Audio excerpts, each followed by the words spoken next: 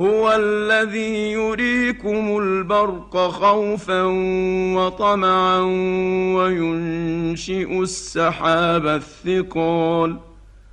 ويسبح الرعد بحمده والملائكة من خيفته ويرسل الصواعق فيصيب بها من